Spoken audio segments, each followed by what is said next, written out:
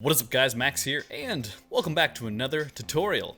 I hope you like my lighting setup. I put LEDs in the glass case. Looks a lot better. They also change colors. Whoop! So today's tutorial comes from a request from Sarah Brittany. And Sarah goes, she's been waiting a few months. She wants to see this effect from Facebook. It's like a bounce effect on some Daily Mail video, and it's pretty fun, super easy, so let's get started. And you're welcome, Sarah, in advance. As you can see here in my pre-made composition, we have the we make bounce stuff. It's all made with an expression, super easy to do. So as you can see on screen, there's an expression. Now I found it online, but I didn't modify it a little bit to match the bounce from the original Facebook video. So what you're gonna do is download the text file or look in the description to copy and paste this expression into After Effects. So have that ready to go in a second. So we're gonna create a new composition, right click in your project, new composition, 1920 by 1080, 10 seconds long, comp 3, let's call this new comp. Click OK, done. We're gonna grab some text. So grab your text tool at the top of After Effects and we'll write out bounce. Super simple, doesn't matter to me. B-O-U-N-C-E, yeah, that's right, seems right. Then we'll grab this with our pointer tool and we'll align it to the center of the composition. We'll also change the paragraph to center, just to make sure that's done.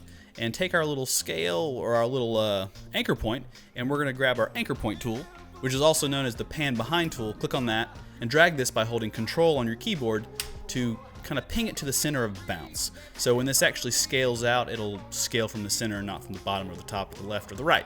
So click S on your keyboard while selecting bounce, opens up the scale option.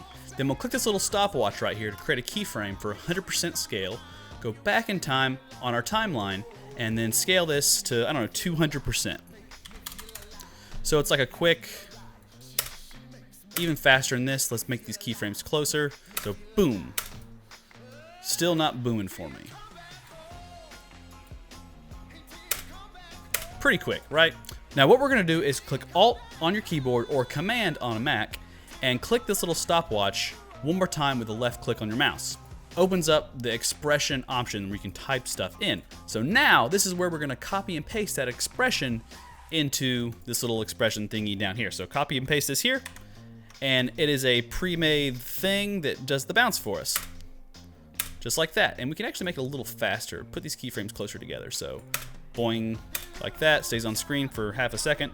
Alt or Command bracket to close it, or right bracket, and it'll do this. And we might want to even make it a little faster, a little more aggressive. Yeah, that's good. Boom. Now, in this expression, just to give you a little example of, or let you know what it does, the amplitude is how aggressive the bounce is. So if you make the amplitude like a 5, not a 0.05, it will make it bounce crazy all over the place. So we don't want to do that. The frequency is like how many times it bounces. So right now it's like 4 bounces. If we change this to, I don't know, 10, it'll bounce 10 times. So bounce, tried to bounce 10 times in the time it had for that. And the decay is how long it bounces for. So if you turn this to 0, it'll bounce forever because there's no stopping. Bounce, bounce, bounce, until at least the layer ends. So you could actually have this bounce forever. So you could change this expression around to make it bounce forever, which is kind of cool. Now, and the larger the number, the less the time it bounces. So if this was 100, it won't bounce at all, basically, just like that. So 10 was pretty good. I changed this expression around to make it kind of match the Facebook video, but that's how you make this bounce for this bounce thing. And from there on, we can just copy and paste bounce. So Command C, Command V, whatever, and then move it down our timeline and just change the words. So we can like do the first one is we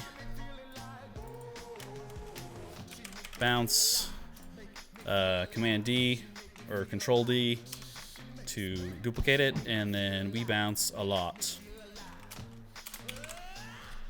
So we bounce a lot.